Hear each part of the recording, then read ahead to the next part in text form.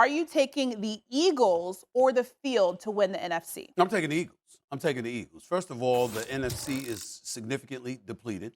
So we got to take that into consideration. Secondly, when it wasn't depleted, they were the best team in the NFC. Thirdly, we've witnessed the elevation of Jalen Hurts, so we can't ignore that. Fourth, we know what their defense could do, particularly when it comes to getting to the quarterback with Fletcher Cox and Brandon Graham and those boys. And now they drafted Carter out of Georgia and another cat out of Georgia as well. So they're going to get to the quarterback. I know their secondary is somewhat suspect. I know they lost both coordinators because both coordinators got head coaching jobs, but their head coach is still there. Their quarterback is still there. Their wide receivers in A.J. Brown and Devontae Smith is there. You've got a tight end in Dallas Goedert. He's still there. And so when I look at the weapons, their offensive line is going to be one of the best in football, I predict. So you take all of those things into account, along with the experience, along with the stench from losing in the Super Bowl, being so close but yet coming up short. I think all of those things have to be taken into account before we reach the conclusion as to where we're going to go. And then last but not least, let's also remember Tom Brady's retired, Drew Brees is retired, and look at the competition within the NFC. Dak Prescott's got something to prove. Kirk Cousins doesn't get it done in the postseason. Jared Goff hasn't been there in a while, okay? You got Derek Carr now in New Orleans, all right? Again, Tom Brady's retired. You got Baker Mayfield in Tampa. You got a rookie in Carolina, all right? We don't know what the hell is in Atlanta. And then you look at Seattle. You got Geno Smith. We know what kind of player he was, but still, it ain't Tom Brady or Drew Brees, even though he had a terrific season last year. And Brock Purdy and Trey Lance are coming off of injuries. We hope they're going to be okay. We anticipate that they will. But why would I take anybody ahead of the Philadelphia Eagles in the NFC? The conference is not what it used to be, but the Eagles are still who we thought they were. I'm rolling with the Eagles over the field in the NFC conference. I was in this position before with the Philadelphia Eagles as a former player. I go to a Super Bowl and had a very good football team. Ended up losing to the Raiders. Actually beat the Raiders that season. Came back, and really the team was still intact. A lot of good football players. We got back into the playoffs. We lost our first game against the Giants. And I know how difficult this is. It all looks good on paper. When you go back and you look at the Eagles last year, no one was injured. This team was healthy through the whole season. But now all of a sudden some things have changed a little bit. And you can say change doesn't matter. Well, it does. It does in some senses. They've lost two coordinators. Now they picked up some players that I think that are tremendous. But that chemistry that you had when you make that Super Bowl run it's hard to get it back-to-back years. And I think the field is better. And when you look at their schedule, this is what worries me, Stephen A. Their last 8 games, you look at their last 8 games, 7 of them are against playoff opponents, big-time playoff opponents. That's a murderer's row schedule. I mean, it's hard, man. And so they're a playoff team. I don't know if they're going to be the favorite. I hope they are because they're the Eagles. But it's tough sledding, man. It's just tough sledding. And the NFC East is hard, man. It's hard. It's hard. They were 4-2 in the NFC East. They weren't 6-0. They were 4-2. Washington is better. Oh, Washington will be better. I'm just telling you. You watch it. Okay. All right. Okay. The enemy's going to do something with that offense. Listen, I believe in the enemy. I believe in the enemy. But you talk about that. You talk about that team that celebrated a preseason victory like they just won a playoff game. You talk about that team that was also complaining about their new offensive coordinator just a few weeks ago. Okay, coach. No problem. Yeah. No problem. That team. Okay. That team. All right. Hey, Wait till they play. Guys, you know what? This is why you need me here. I have no Philadelphia ties. Stephen A. was a writer in Philadelphia and covered all. Yeah, but he's a Steeler. Steve's a Steeler. And scoring a touchdown. Everybody remembers that. But me, I'm just on the outside looking in, guys, and I can be unbiased. The Philadelphia Eagles, on paper, when you look at that roster, what they accomplished last year should be the favorite in the NFC. But they ain't that sort of favorite. They're not the type of favorite that you feel like when you're looking at the Kansas City Chiefs and Patrick Mahomes, who for 5 years have been that team in the AFC that has been to 3 Super Bowls, that has been to 5 AFC championships, that's won 2 Super Bowls. It's hard, Stephen A. I played on a team that went to 2 Super Bowls in 3 years, and we lose to the Green Bay Packers, and you think that next year we're going to be right back in it. You go 12-4, and Tim Tebow sends you home. It doesn't just happen like that. If John Lynch can get Nick Bosa back into camp, Nick Bosa back on that field, that's still a top-notch defense. I agree. Even though you lose DeMeco Ryans, you pick up Steve Wilkes, right? We've seen that when Brock Purdy starts a game and finishes a game, they don't lose. The Seattle Seahawks have gotten better, especially once Jackson Smith and Jigba comes off of the hand surgery. We know what the Dallas Cowboys can be. What will their quarterback do? Can Dak Prescott finally step up? Because that defense is probably going to be better than the Philadelphia Eagles defense. And no, I'm not saying that right now in one game, in one matchup, I pick any of those teams to beat the Philadelphia Eagles. But I'm saying there will be change. What is Brian Johnson's offense going to look like?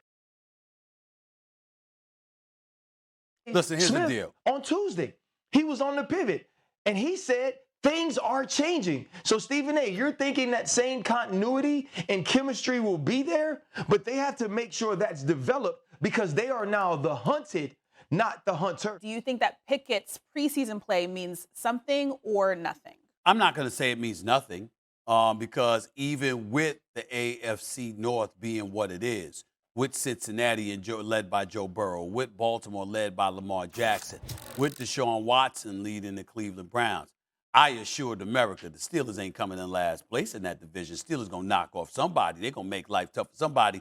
These brothers, any team coached by Mike Tomlin, he approaching 17th, he ain't had a losing season yet. We know how we all feel about Coach Mike T. Having said all of that, what I love as a diehard Steelers fan, listen, no shade, Big Ben Roethlisberger going to the Hall of Fame. So grateful for all the greatness that he delivered throughout the years. But the last few years were very difficult to watch because he was immobile. He couldn't move. He was a stationary target. And it's nice to see a quarterback like Kenny Pickett who can actually move. He can actually throw, but he could actually run with the football from time to time. So I love that about him, Ryan. Make no mistake about it.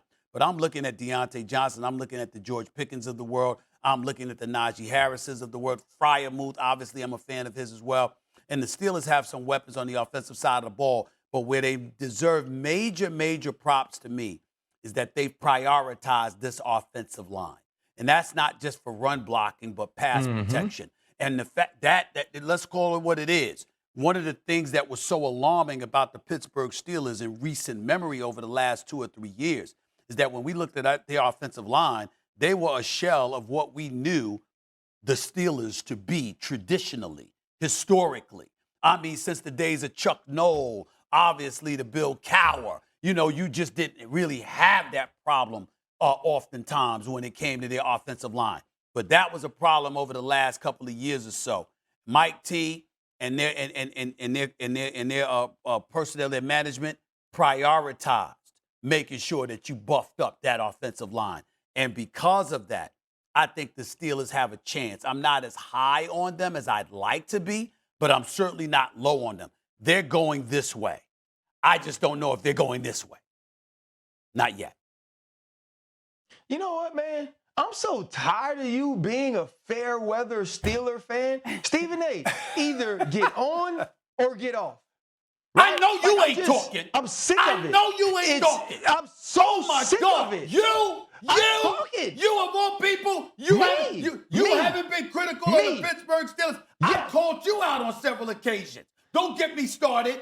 LSU and the Steelers. You turned your back on both your squads. First off, I have never turned my back on the Steelers. I am honest because I am family, and family is honest. Now, we have a rule. We got a rule. I tell my family all the time, I'm with you when you right. And I also tell them I'm with you when you wrong in public. But this is a job. And I got to do my job. So if the Steelers need some straightening, I'm going to let it be known. Well, why can't I do that? Think about this team and what might. Because you a fan. Be a fan. Be supportive, right? Let me tell the truth. Now back to what I was saying. Look at this team. Let's look at this team. What I do love, I'm just playing with you, Stephen A. What I do love about what you said was the physicality throwing up front. You go out in the first round and you get protection. Not only do you get protection, but you get a road grader. You get a dude that's nasty, that likes to get his hands dirty. Then in the second round, you draft a nose tackle because you have to be strong up front on both sides of the ball, and they weren't, Stephen A. So new general manager Omar Khan focused on that. Mike Tomlin focused on that. Now let's think about Kenny Pickett. This dude's 25 years old. We were just talking about the inexperience of Anthony Richardson. Kenny Pickett's the polar opposite. He started 49 games in college. He's a guy who's seen a ton of football. And after playing his first season, having a level of success down the stretch with the comeback win against the Raiders, a comeback win the next week against the Ravens, he goes back and watches every single incompletion to get better. Now, I caused a stir, right? Because I said that George Pickens was much more talented than Justin Jefferson. That's my fault because nobody is much more talented than Justin Jefferson. But the physical gifts that George Pickens has are second to none. They are top tier. They're on the tier with the Devontae Adams. They're on the tier with the Jamar Chases. They're on the tier with the Justin Jefferson. And we've seen those with the acrobatic catches, the things he can do for 50-50 balls, with Deontay Johnson now sliding into the number 2 when he got number 1 skills. And a two-headed monster at running back. I'm saying it right now. The Pittsburgh Steelers are a playoff team. When we're sitting here in wild card round next year, the Pittsburgh Steelers will have punched their ticket. I believe in their quarterback. Just because he got small hands, don't believe he ain't got a big heart. Don't believe he don't have a big brain, and don't believe that he can't go out and make plays. And we've seen it done. I believe in this team, Stephen A. And when you want to get on the bandwagon mid-season, I'm going to kick you off like throw mama off the train. Because we don't want you come and take us and be a part of us secondhand. I call it like I see it. No. I call it like I see it.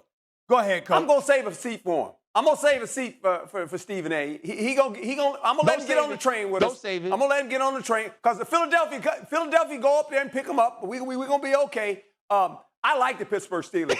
I wanted to see Pickett in the preseason. I wanted to see how he was going to throw the football and play quarterback. But this team is headed in the right direction, guys. I mean, they really are. If the quarterback can play, and I understand it's preseason, but it matters. It matters. Preseason matters. They do matter with your starters, how they play it. I don't care who they're playing against. They're playing against professional football players. Bosa's back. That's going to help them defensively. This team will challenge the Ravens, and they will challenge the Cincinnati Bengals to get a playoff spot. There might be 3 teams coming out of this division, guys. There might be 3. Pittsburgh's got a shot. Thanks for watching ESPN on YouTube. For live streaming, sports, and premium content, subscribe to ESPN+.